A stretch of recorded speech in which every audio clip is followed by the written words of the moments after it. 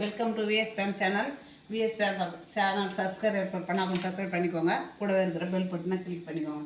இன்றைக்கி வந்து வெங்காய சட்னி அரைக்கிறதுக்காக வெங்காயம் 200 எடுத்துருக்குறேங்க. வெங்காயம், பூண்டு, இஞ்சி எடுத்துருக்குறேன். இப்போ நம்ம எண்ணெய் ஊற்றிக்கலாம்.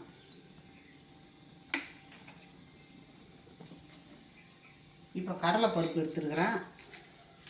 பட்டை மிளகா ஒரு 3 எடுத்துருக்குறேன். தெரியுதா? தெரியுது. இப்போ கடலைப்பருப்பை வறுத்துக்கலாம்.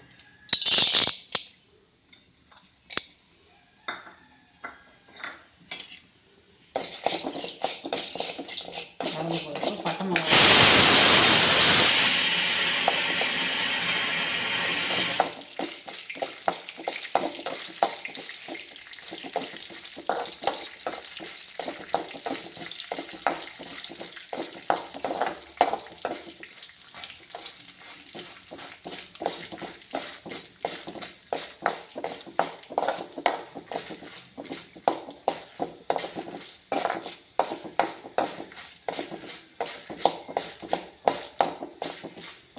நம்ம காரத்துக்கு தகுந்த மாதிரி எடுத்துக்கோங்க.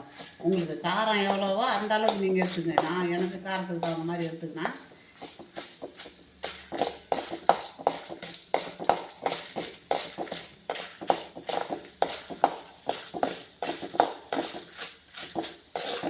கடலைப்பருப்பு சிவந்த உடனே இப்போ மிளகா சிவந்துட்டு மிளகாய் எடுத்துக்கலாம். கடலைப்பருப்பு கொஞ்சம் தேவை. மிளகா அது கூடயே போட்டோம்னா கருப்பாக போயிடும். இப்போ கடலைப்பருப்பு சிவந்து போச்சு. இப்போ கடலைப்பருப்பு எடுத்துக்கலாம்.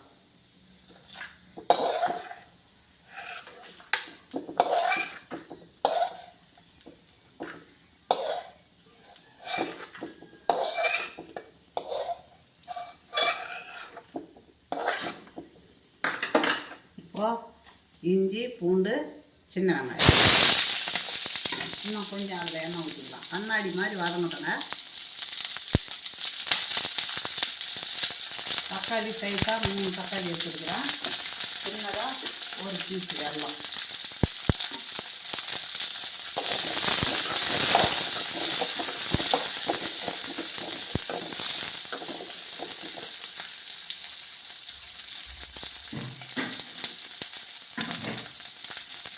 அதுக்கு தேவையான கல் உப்பு.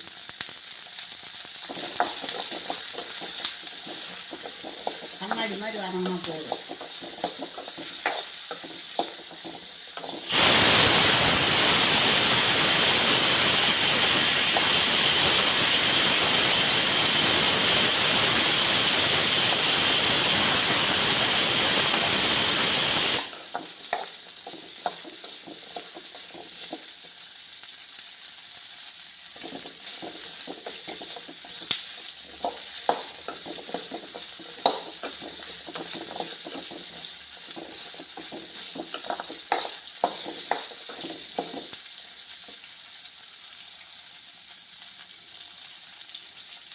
இப்போ இது கூட நம்ம தக்காளி போட்டுக்கலாம்.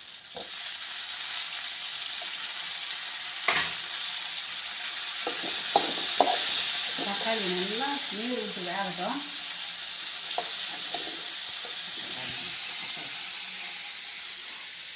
நல்லா வளர்ந்து போட்டாங்க.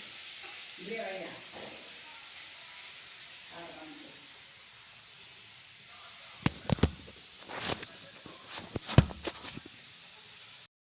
இது நல்லா வதங்கிட்டு பாருங்க.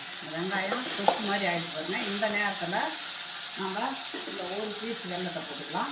அடுத்தது இந்த பொட்டுக்கடலை ஒரு ஸ்பூன். சின்ன வெங்காயம் தான் அந்த சட்னிக்கு அவ்வளோ ஒரு டேஸ்ட்டாக இருக்கும். அதுக்காக தான் சின்ன வெங்காயம் 200 எடுத்துருக்குறேன். இப்போ இது நல்லா ஆறணும். இப்போ இந்த கடலை பருப்பு மிளகாய் இதில் சேர்த்துக்கலாம். இது நல்லா ஆறட்டுங்க. அடுத்தது மைசூர் போண்டா செய்கிறதுக்காக அந்த கப்பால் 1 கப்பு, இதால் 1 கப்பு தலையை வெட்டி எடுத்துருக்குறேன். உளுந்து 1/4 கப்பு பச்சரிசி. இதை ஊற வச்சு 2 மணி நேரம் ஆகிடுது. இதை நான் அரைச்சின்னு வந்து நான் காமிக்கிறேன். மைசூர் போண்டா செய்கிறதுக்காக ஊற வச்சுருக்கிறேன். 2 மணி நேரத்துக்கு மேலே ஆகிடுது. நான் அரைச்சின்னு வந்து காமிக்கிறேன். இது அதுக்குள்ளே ஆறட்டும்.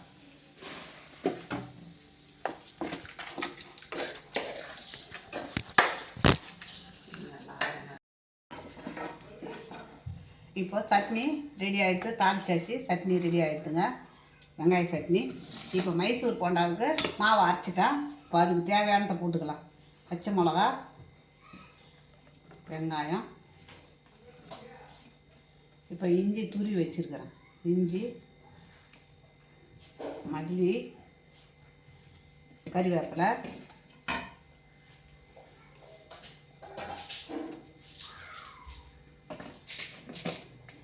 இதுக்கு மிளகு, முக்கியமாக மிளகு தான் இருக்குது. இப்போ ஜீரகம்,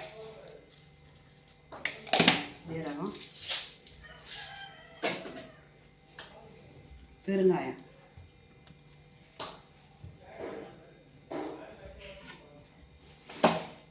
இதுக்கு உப்பு, அதுக்கு தேவையான உப்பு போட்டு அரைக்கவே இல்லை, நான் உப்பு போட்டுக்கிறேன்.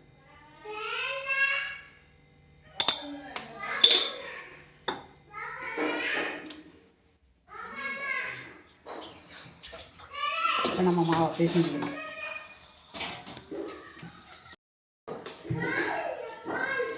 கொஞ்சம் மிளகு 1-2 கூட உடச்சி போடலாம். ஆனால் அது அப்படி போடுறதுக்கு இல்லை, நான் அப்படியே போட்டேன். உடச்சி போட்டால் அது ஒரு கசப்பு தன்மை வரும். கடித்து சாப்பிட்ற மாதிரி தான் இருக்கும்.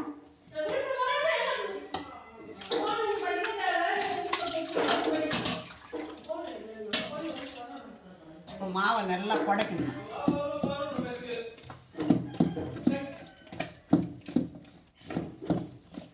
நல்லா குடைப்பின்னு அப்படியே போட வேண்டியதுதான். தாண்டி வாயா நீ.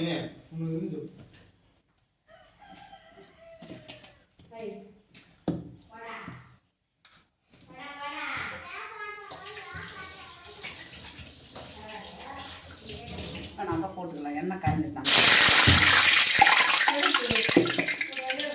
எண்ணெய் காய்ஞ்சிட்டு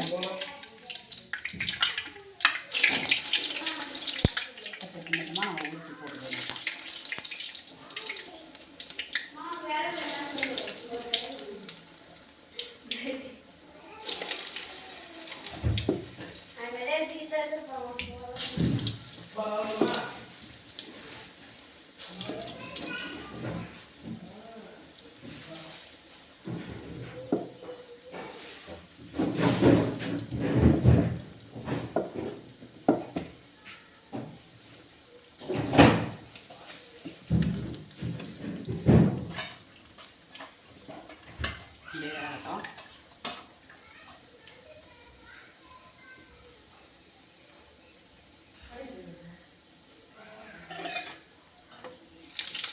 ரெண்டு தடவை திருப்பிக்கலாம்.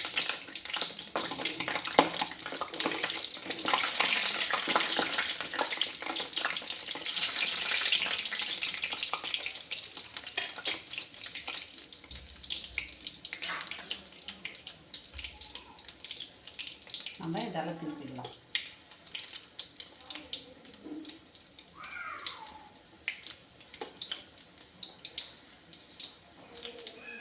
ஏற்கனவே நான் மைதா மாவில் போட்டிருக்கேன்.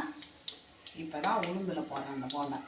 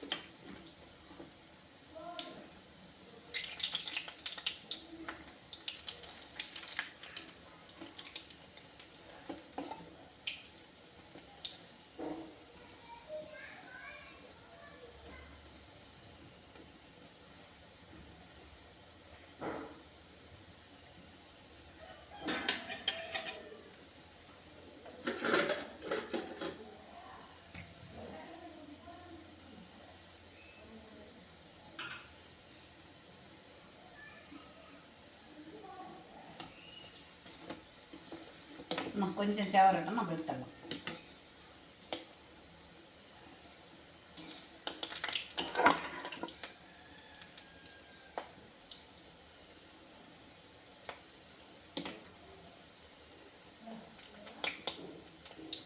பபிள்ஸ்லாம் அடங்கிட்டுங்க. இந்த அளவுக்கு அடங்கினா போதும். நம்ம எடுத்துக்கலாம்.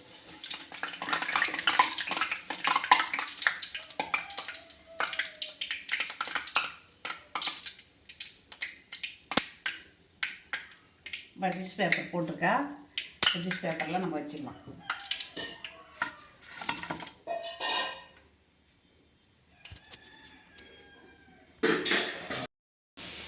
மைசூர் போண்டா வெங்காய சட்னி ரெடி ஆகிடுதுங்க.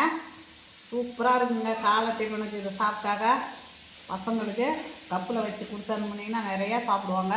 வெங்காய சட்னி வந்து காரவே காராது, அவ்வளோ சூப்பராக இருக்கும். வெங்காய சட்னி இதே மாதிரி வச்சு பாருங்கள். இந்த சட்னியை நல்லாயிருக்கும். நீங்கள் இதை மாதிரி வச்சு சாப்பிட்டு பாருங்கள். நல்லா சூப்பராக இருக்கும். இந்த மாதிரி பசங்களுக்கும் வச்சு கொடுங்க. உங்களுக்கு பிடிச்சிருந்ததுன்னா எனக்கு லைக் பண்ணுங்கள், கமெண்ட் பண்ணுங்கள், சப்ஸ்கிரைப் பண்ணுங்கள்.